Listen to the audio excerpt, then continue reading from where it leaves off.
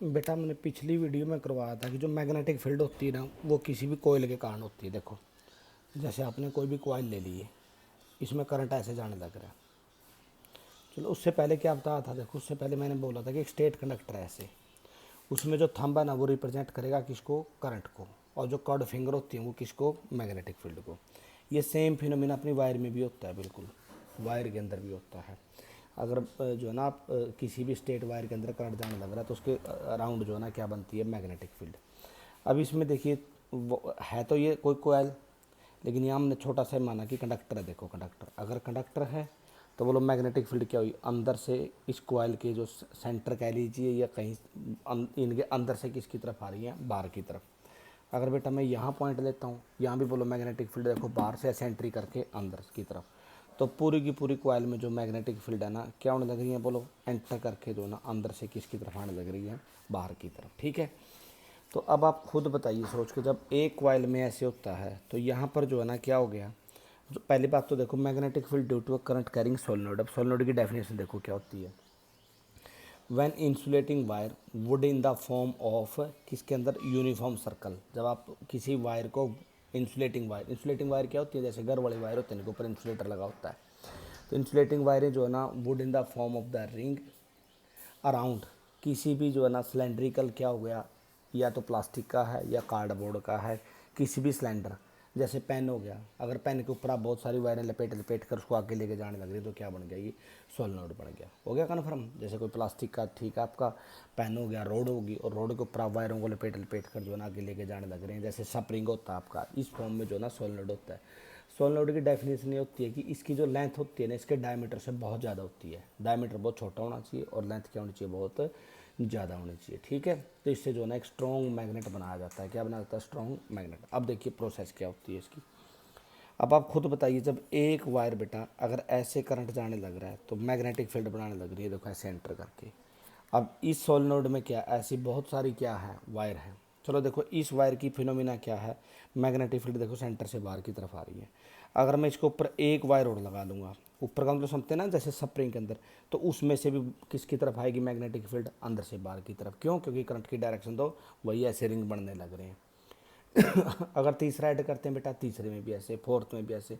मेरी बात आप समझ रहे हैं ना, जैसे एक रिंग, दो रिंग, तीन, ये जितने भी नंबर ऑफ द रिंग है ना, सभी के अंदर बोलो मैग्नेटिक फील्ड क्या होगी। देखो जैसे पहले रिंग में देखो अंदर से बाहर की तरफ, दूसरे से भी, तीसरे से भी, तो ऐसे बोलो इस इन रिंगों के अंदर से एक लीनियर जो ना लाइन बन जाएगी, और वो लाइन क्या होगी, स्ट्रॉन्ग मैग्नेटिक फील्ड की लाइन होगी, और ये क्या होगी, यूनिफॉर्म होगी। क्यों, जितनी ये रिंग बनाएगा उतनी ये बनाएगा। क्यों, क्योंकि रेडियस वगैरह करंट वगैरह चेंज नहीं होने लग रहा। अगर चेंज होगा तो सभी का चेंज होगा, ना कोई छोटी बड़ी कॉइल है।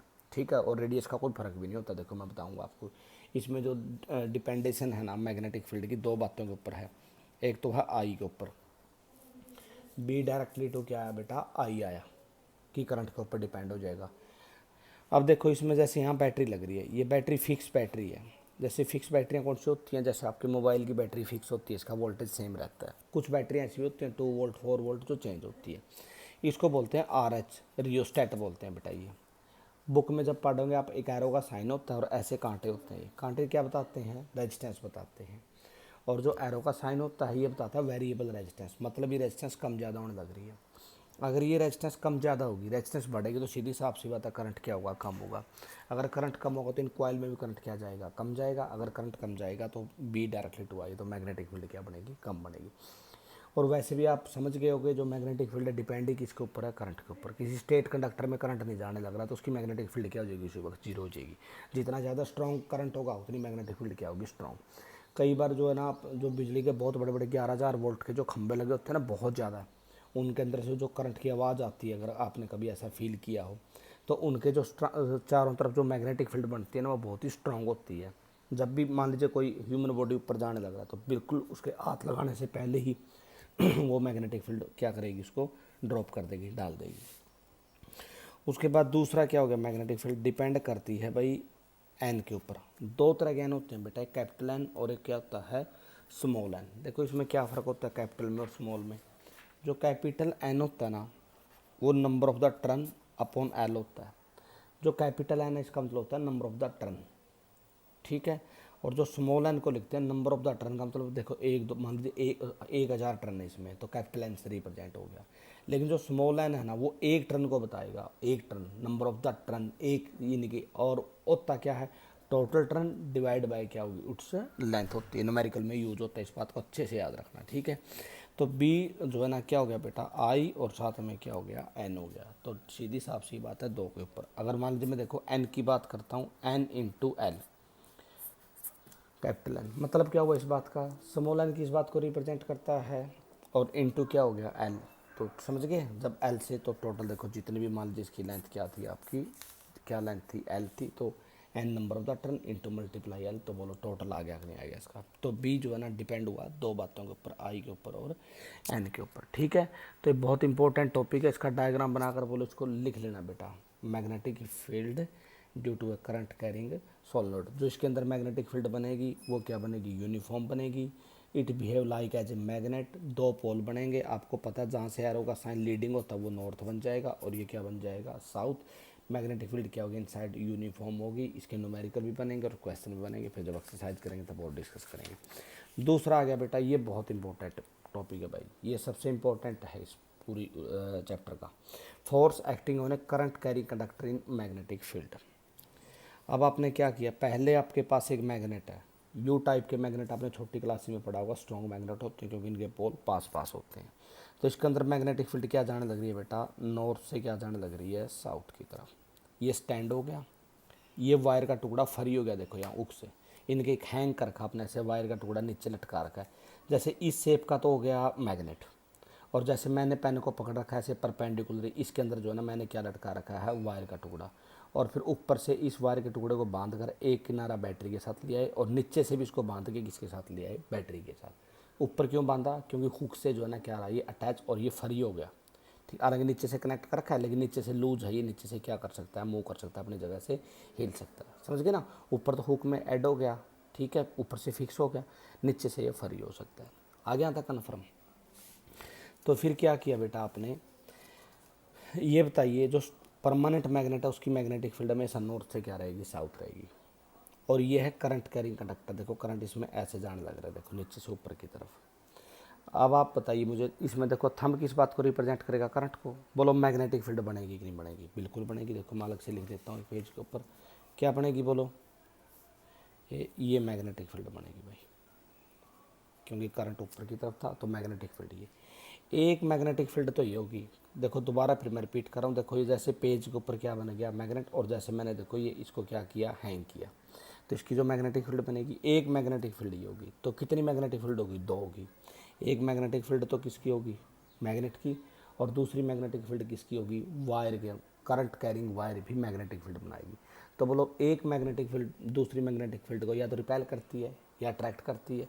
अगर रिपेल करेगी तो ये इसके ऊपर क्या लगाएगी, फोर्स लगाएगी। फोर्स लगाएगी तो ये वायर अपनी जगह से क्या करेगी, फ्री है ऊपर से लेकिन नीचे से हिल सकती है, तो अपनी जगह से क्या करने लग जाएगी, हिलने लग जाएगी। तो इसका मतलब क्या होगा टॉपिक का, force acting on a current carrying conductor. ये करंट कैरिंग कंडक्टर के ऊपर क्या लगा, फोर्स लगा, प्लेस्ड इन मैग्नेटिक फील्ड, जब आपने उसको किस में रखा, मैग्नेटिक फील्ड में। बोलो बेटा कन्फर्म हुआ नहीं हुआ। तो ऐसे जो है ना ये होता है। अब बच्चों का क्वेश्चन ये आएगा, सर ये इधर जाएगा उधर जाएगा उधर जाएगा, जाएगा कहाँ, इसके लिए जो है ना फिक्स क्या होगा। इसके लिए बेटा फ्लेमिंग का लेफ्ट हैंड रूल लेते हैं। देखो फ्लेमिंग लेफ्ट हैंड रूल और समझ लो, इसमें बहुत अच्छा कई बार पेपर में पूछ भी लिया जाता है। Define Fleming left hand rule. When central finger, जो 3 उंगलियां ना, ये 3 उंगली, इनको सेंट्रल फिंगर बोलते हैं, इसको 4 फिंगर बोलते हैं, और ये थंब आपको पता ही है। When central finger, 4 finger and thumb are mutually perpendicular to each other, ये तीनों के तीनों एक दूसरे के ऊपर परपेंडिकुलर होते हैं। Then central finger represent the direction of the current, ये current. 4 finger represent the direction of magnetic field and thumb represent the direction of the force. कहने का मतलब, अगर देखो आपने ऐसे मैग्नेट लगा रखा है, जैसे ये परमानेंट यू जो एन से लेकर एस तक था ना, ये जो है ना अगर क्या लगा रखा आपने, ऐसे लगा रखा है, यानी कि ये नॉर्थ हो गया और ये क्या हो गया, साउथ।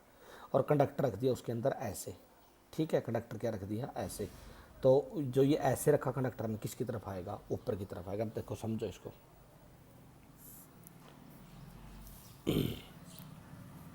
ये एन ये एस, मतलब मैग्नेटिक फील्ड ऐसे लगी, नॉर्थ से स्टार्ट होती है, आपको पता है मैग्नेटिक फील्ड ये होगी नॉर्थ से साउथ की तरफ, ठीक।